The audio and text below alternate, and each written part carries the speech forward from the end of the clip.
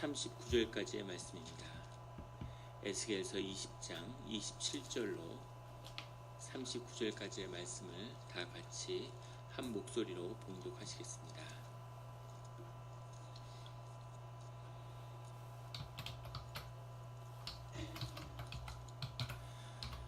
그런즉 인자야, 이스라엘 족속에게 말하여 이르라.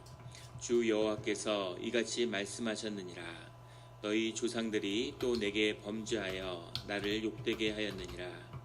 내가 내 손을 들어 그들에게 주기로 맹세한 땅으로 그들을 인도하여 드렸더니 그들이 모든 높은 산과 모든 무성한 나무를 보고 거기에서 제사를 드리고 분노하게 하는 제물을 올리며 거기서 또 분향하고 전제물을 부어 드린지라. 이에 내가 그들에게 이르기를 너희가 다니는 산당이 무엇이냐 하였노라. 그것을 오늘날까지 바마라 일컫느니라. 그러므로 너는 이스라엘 족속에게 이르라. 주 여호와께서 이같이 말씀하셨느니라. 너희가 조상들의 풍속을 따라 너희 자신을 더럽히며 그 모든 가증한 것을 따라 행음하느냐. 너희가 또 너희 아들을 화제로 삼아 불 가운데로 지나게 하며 오늘까지 너희 자신을 우상들로 말미암아 더럽히느냐. 이스라엘 족속아, 너희가 내게 묻기를 내가 용납하겠느냐. 주 여호와의 말씀이니라. 내가 나의 삶을 두고 맹세하노니 너희가 내게 묻기를 내가 용납하지 아니하리라. 너희가 스스로 이르기를 우리가 이방인 곧 여러 나라 족속같이 되어서 목석을 경배하리라 하거니와 너희 마음에 품은 것을 결코 이루지 못하리라. 주 여호와의 말씀이니라. 내가 나의 삶을 두고 맹세하노니 내가 능한 손과 편 팔로 분노를 쏟아 너희를 반드시 다스릴지라. 능한 손과 편 팔로 분노를 쏟아 너희를 여러 나라에서 나오게 하며 너희의 흩어진 여러 지방에서 모아내고 너희를 인도하여 여러 나라 광야에 이르러 거기에서 너희를 대면하여 심판하되 내가 애굽 땅 광야에서 너희 조상들을 심판한 것 같이 너희를 심판하리라. 주 여호와의 말씀이니라. 내가 너희를 막대기 아래로 지나가게 하며 언약의 줄로 매려니와 너희 가운데에서 반역하는 자와 내게 범죄하는 자를 모두 제하여 버릴지라. 그들을 그 머물러 살던 땅에서는 나오게 하여도 이스라엘 땅에는 들어가지 못하게 하리니 너희가 나는 여호와인 줄을 알리라. 주 여호와께서 이같이 말씀하셨느니라. 이스라엘 족속아, 너희가 내 말을 듣지 아니하려거든 가서 각각 그 우상을 섬기라. 그렇게 하려거든 이후에 다시는 너희 예물과 너희 우상들로 내 거룩한 이름을 더럽히지 말지니라. 아멘. 다 같이 묵상 기도를 드리겠습니다.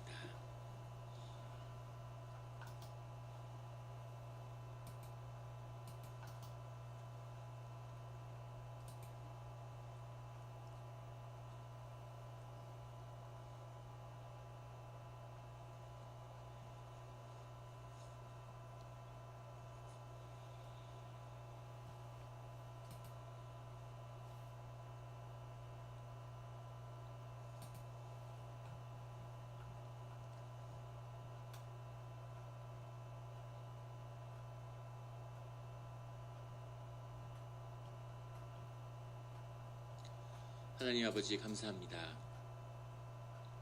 주의 음성을 듣고자 저희가 새벽 제단 앞에 모였습니다. 우리 마음의 기도와 우리 마음의 묵상이 주님께 연락되기를 원합니다. 감사드리며 예수 그리스도 이름으로 기도드렸습니다. 아멘. 오늘 에스겔 20장 27절의 말씀은 이렇게 시작하고 있습니다. 그런즉 인자야, 이스라엘 족속에게 말하여 이르라. 주 여호와께서 이같이 말씀하셨느니라. 너희 조상들이 또 내게 범죄하여 나를 욕되게 하였느니라. 장로들의 질문에 대한 에스겔을 통해서 하나님이 말씀하고 계시는 그 말씀이 20장을 통해서 계속 이어지고 있습니다. 인자야는 에스겔이겠죠. 에스겔에게 증거되는 하나님의 말씀은 너희 조상들이 내게 범죄하여 그 애굽 땅에서부터 또 광야에서 또 예루살렘에 들어와서도 주님을 향한 범죄함이 끊이지 않았다는 것을 주님이 말씀하고 계시죠.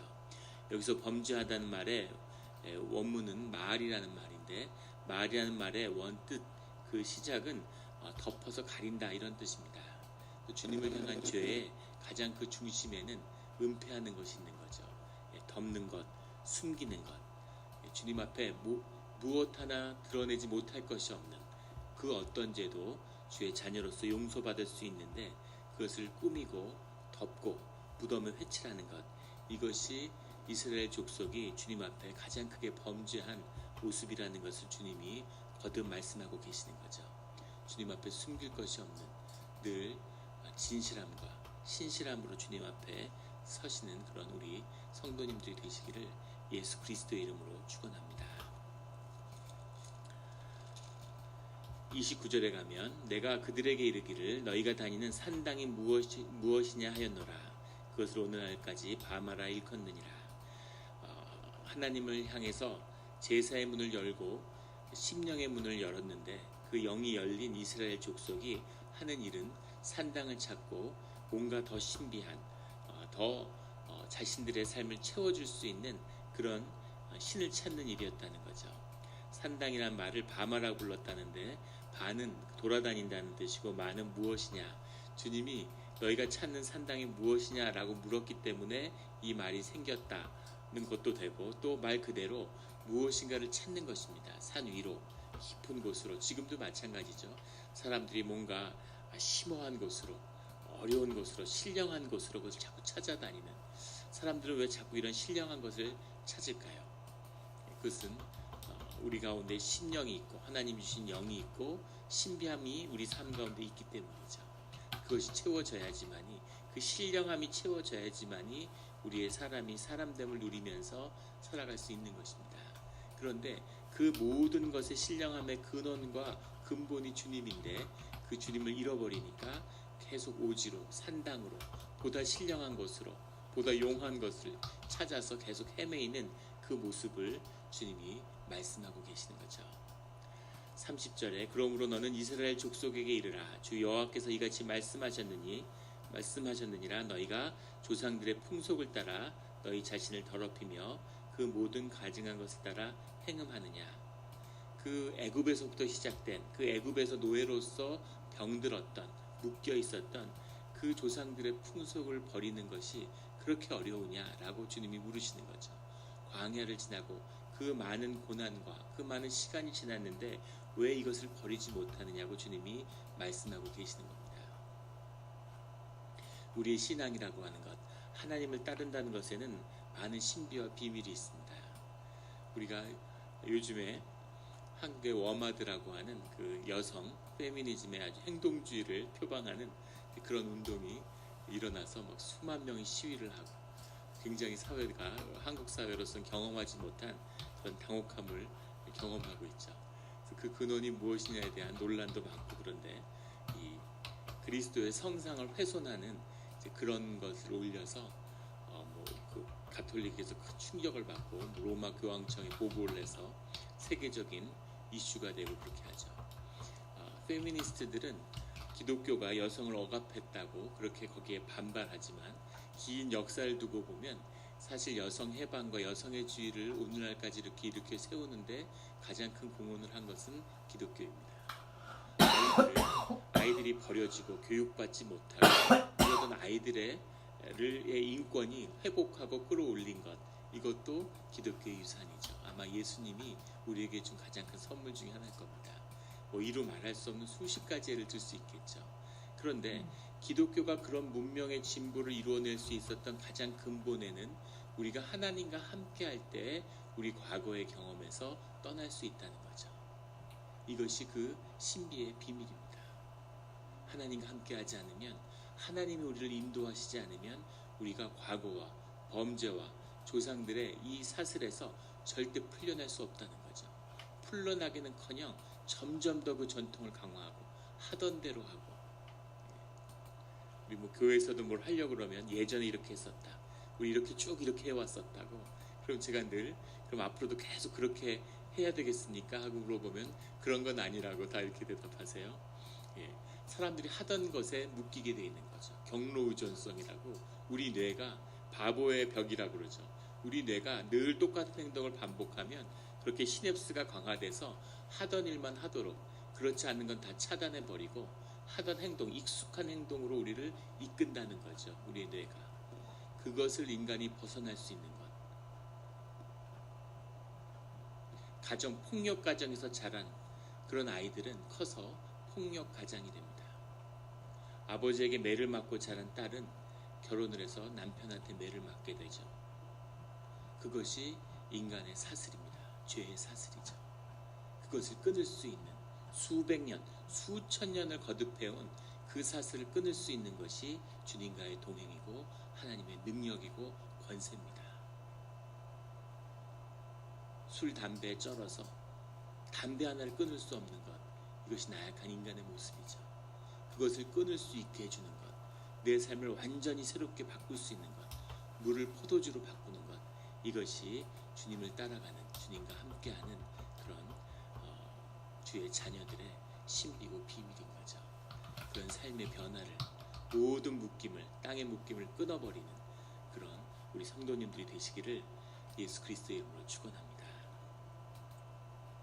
32절에 너희가 스스로 이르기를 우리가 이방인 곧 여러 나라 족속같이 되어서 목속을 경배하리라 하거니와 너희 마음에 품은 것은 결코 이루지 못하리라. 31절에도 용납하지 아니하리라. 주님의 주권적인 역사가 그의 자녀들을 구속해서 너희들이 남들처럼, 우리도 남들처럼 살아봐야지. 우리 신앙인들 가운데도 그런 마음이 있을 거예요. 악인의 흥왕함을 부러워하지 말라고 주님이 말씀하시는데, 나도 세상 사람들처럼 좀 마음대로 좀 살아봐야 되겠다. 나도 정말 하고 싶은 거 마음대로 하면서 살아봐야 되겠다. 이런 마음이 있는 거죠. 그런데 주님이 결코 그렇게 되지 않을 것이다 라고 말씀하시는 겁니다. 이것이 구속의 은혜고 우리가 주님께 끝까지 기대할 수 있는 그 은혜의 근원인 거죠. 그런 주님을 찬양합니다.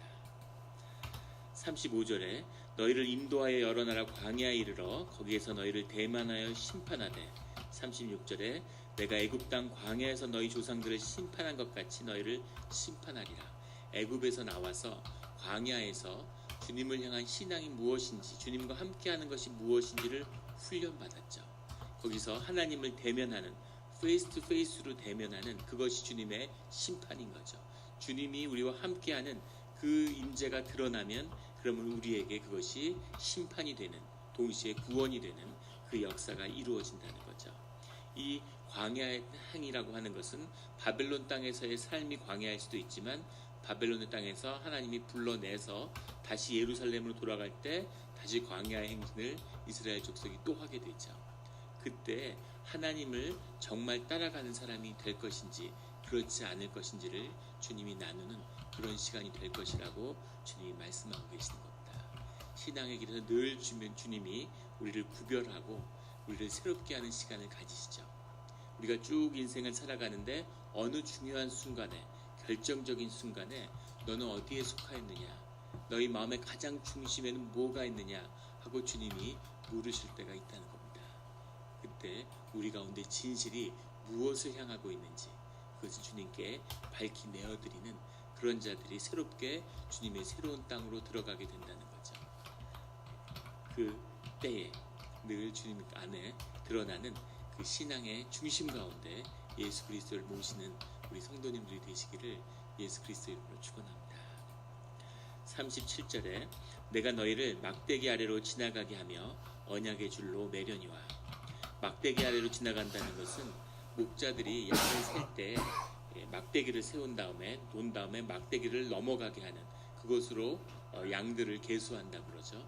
거기서 비롯된 것인데 목자가 양을 돌보는 것처럼 그렇게 주님이 우리를 돌보고 주님께 속하였다는 것을 확인하는 것, 이것을 비유적으로 막대기 아래로 지나가게 한다 이렇게 말씀하셨습니다. 그리고 언약의 줄로 매려니와. 언약의 줄이라는 것은 주님과 우리가 맺은, 우리가 주님의 자녀가 되고 주님의 우리의 아버지가 되시는 그 언약의 줄이죠. 그래서 줄로 맨다는 것도 우리를 목자로서 양을 이끄시는 것처럼 그런 문학적인 표현이고 비유적인 표현일 수도 있지만 동시에 우리의 삶이 그 언약에 따라서 주님의 은혜 안에서 매여 있다고 하는, 그 아래서 살아간다고 하는 그 뜻이 들어있는 거죠. 우리가 그 생명의 줄로 그리스도의 보혈에 그 생명의 띠로 묶여 있는 것입니다. 그 뒤로 묶여 있기 때문에 세상의 어떤 줄도, 세상의 어떤 권세도 우리를 묶을 수 없는 것이죠. 주님의 묶인 자만이 자유할 수 있고, 주님의 묶인 자만이 죄에서 벗어날 수 있고, 주님에게 묶인 자만이 새로운 세상을 향한, 나 자신을 향한 소망을 품게 되는, 그것이 바로 이 언약의 줄입니다. 이 줄로 묶인, 늘 주님이 우리의 목자가 되시는, 또 그의 양으로서 주님을 따르는, 그의 음성을 듣는 우리 성도님들이 되시기를 예수 그리스도의 이름으로 축원합니다. 38절에 너희 가운데서 반역하는 자와 내게 범죄하는 자들을 모두 제하여 버릴지라. 주님이 이 고난을 통해서 이루시는 일인 거죠. 이스라엘 땅에는 들어가지 못하게 하리니, 너희가 머물러 살던 땅에선 나올 수 있지만 그 광야라는 것, 그 신앙을 검증하는 그 훈련을 통해서 이스라엘 땅에 정말 주님을 믿고 의지하는 자만이 들어가게 된다라는 뜻이죠. 그것은 예루살렘이라는 것이 단순히 지리적인 유다의 수도가 아니라 하나님의 성읍이고, 하나님을 경배하는 자들에게 하나님 가운데서 이루어져가는 땅이라는 그런 뜻이 들어있습니다. 우리가 교회로 모이지만 교회를 이루어가고 있고, 또 언젠가는 그런 교회를 이루겠죠. 그런 연속성에 있는, 정말 너희 가운데 교회가로 모일 수 있는 그 예배로 들어가는 자들을 주님이 분리하시겠다, 구별하시겠다. 그것이 바로 거룩하게 하시는 주님의 뜻이라는 것을 거듭거듭 말씀하고 계시는 거죠. 거룩한 자로 성별되시는 우리 성도님들 되시기를 주의 이름으로 축원합니다. 39절에 여호와께서 이같이 말씀하셨느니라. 이스라엘 족속아, 너희가 내 말을 듣지 아니하려거든 가서 각각 그 우상을 섬기라. 그렇게 하려거든 이후에 다시는 너희 예물과 너희 우상들로 내 거룩한 이름을 더럽히지 말지니라. 주님이 당신의 이름을 위해서, 하나님의 거룩함을 위해서 우리를 계속 붙들고 계시다는 뜻입니다. 그런데 그 말씀이 증거되고 주님의 뜻을 알고 주님을 이렇게 대면해서 주님의 임재를 경험하는 이 시간을 지나고서도, 그러고서도 다시 이 더러운 예물과 우상 숭배로 하나님의 이름을 더럽히려거든, 그러거든 다시는 내 앞에 나오지 마라. 주님이 이렇게 말씀하시는 거죠. 이런 간절한 호소와 주님의 명령을 마음에 새기는, 한국의 대형교회 이런 데를 보면 정말 하나님을 잃어버린 것 같은, 그 이때까지 걸어온 신앙의 길이 무엇일까, 이제 이런 것을 자문하게 되는 거죠. 하나님의 이름을 더럽히는 그런 예배와 교회가 되어서는 안 되겠습니다. 오직 주님의 성스러움을, 거룩함을 드러내는 그런 성도의 구별된 삶의 자리가 되기를, 또 주님한테 묶여서 세상의 그 어떤 묶임으로부터도 그 모든 묶임을 끊을 수 있는 주님의 권세가 함께하는 그런 우리 교회가 되기를 예수 그리스도의 이름으로 축원합니다. 우리 오늘 우리 박수경 집사님 또 박영원 집사님 같이 새벽 기도에 오셨는데, 우리 홍 권사님 우리 새벽마다 같이 계속 기도하고 있습니다. 오늘도 같이 기도하시는 가운데 시간을 구별하셔서 홍 권사님의 건강과 회복을 위해서 같이 기도 부탁드리겠습니다. 같이 기도드리겠습니다.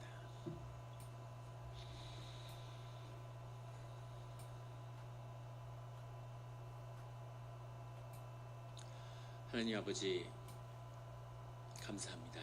귀한 말씀을 주시니 감사하고 새벽의 제단을 허락해 주시니 감사합니다.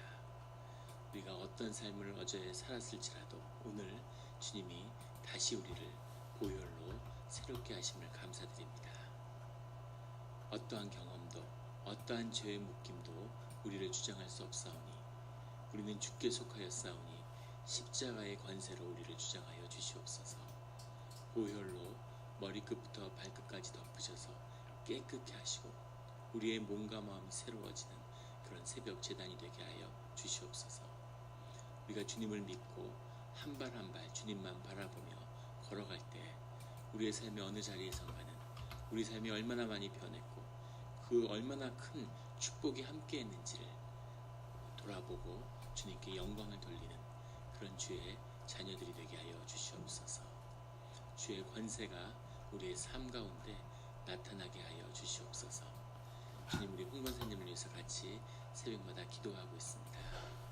주여 아버지여, 주님의 딸의 삶을 붙들어 주시고 강건케 하시고 마음의 평화를 주시고 돕는 의료진과 돕는 손길마다 축복하여 주시고 또 그 아픈 자리에 있지만 가족들과 함께하게 있는 이 시간을 허락하신 것에 감사를 드립니다.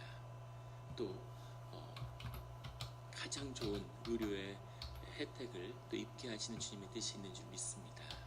주여 아버지여, 가족이 회복되며 그 사랑이 더 견고하여지며 또 그 가족을 향한, 자손을 향한 주님의 말씀과 은혜가 함께하는 줄 믿습니다. 주여 아버지여, 회복시켜 주시옵소서. 오직 주님만을 의지합니다. 주님 함께하여 주시옵소서. 모든 말씀을 마음에 새기며 또 감사드리며 예수 그리스도의 이름으로 기도드렸습니다.